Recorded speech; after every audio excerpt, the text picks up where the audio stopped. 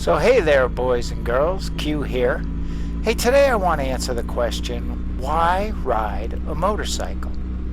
You know, as a full-time neurotic who questions everything on a daily basis, I sometimes ask myself why I ride motorcycles. I guess it's not much different from asking why you eat ice cream or why you play golf. But eating ice cream only takes minutes, and I'd rather visit the dentist than play a round of golf. It's far less painful. Pleasure is one answer. Surely there is pleasure involved in motorcycling, but there can also be pain.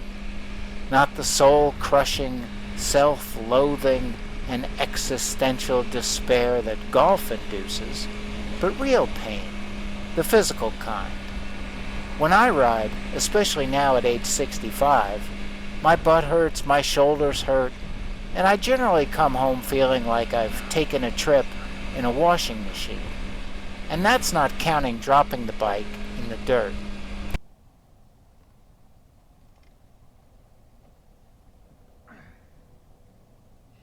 So yes, motorcycles deliver immense pleasure, but they can also dish out pain. A lot of this, of course, comes down to the bike, which is one reason why I've bought and sold motorcycle after motorcycle, looking for the perfect machine.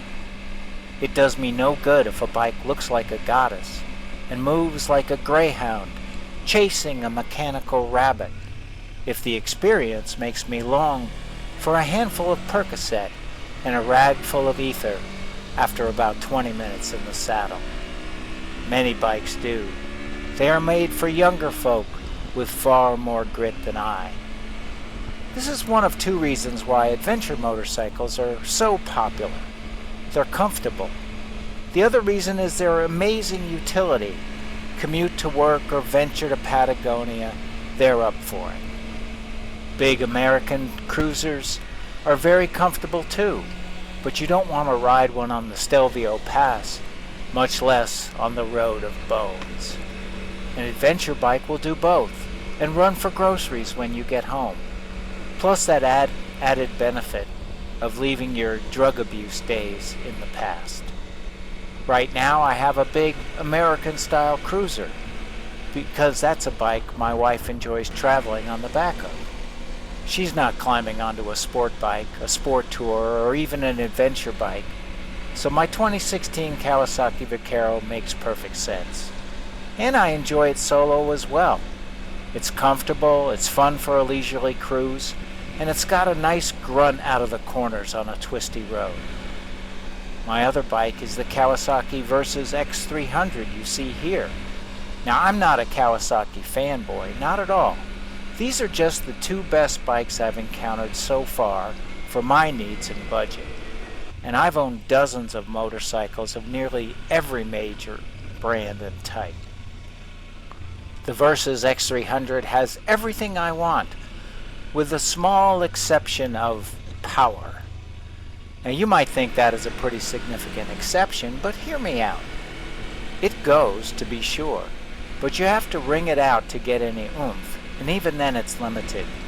You're simply not going to get that oh my god rush of speed a 1000cc 4-cylinder bike delivers, and delivers on command with an evil grin. What it does have is comfort, looks, economy, and, as the name implies, versatility. It will go 100 miles per hour, an important benchmark for any motorcycle in my opinion. It will happily cruise at 75 miles per hour on the freeway or blast down a dirt road at 50. It's got great weather protection, a substantial stance, a pleasing sound.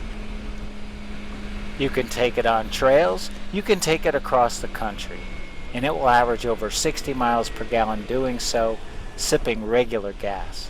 So these are my two motorcycles, and I try to ride every day. I wonder how much longer it will last. Can I ride when I'm 70? Probably.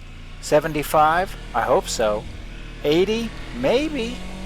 85? Yikes. But why think about that when I'm 65? Well, I told you, I'm neurotic. And why ride at all? People talk about freedom, but I'm an American, We have plenty of freedom. Maybe a bit too much if I'm candid.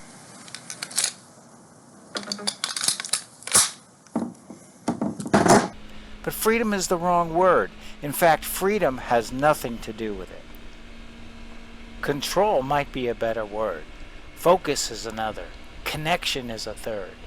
If you commute in any American city and dare to look at the drivers around you, you will see texting, makeup application, one-handed phone conversations, and animated arguments between drivers and passengers. There is a whole lot of activity out there that doesn't have anything to do with driving. Evidently, cars are not that engaging. Self-driving versions can't get here quickly enough. I'll take a computer's judgment over who to kill and who to save over these yahoos I see out there any day. But motorcycles are engaging, to say the least. They require focus.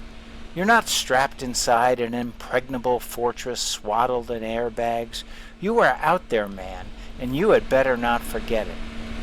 Motorcycles require skill to ride well. There are beginner, intermediate, and expert riders, and there is a big difference across this range. Motorcycling is an art. It's an athletic skill. It requires anticipation, reflexes, judgment, and yes, courage. You get better at it. You get smarter. Your enjoyment grows with experience. You can't control your wife, believe me. You can't control your kids or your boss or the weather, but you can control a motorcycle. And connection. Man and machine, or woman and machine, they become one.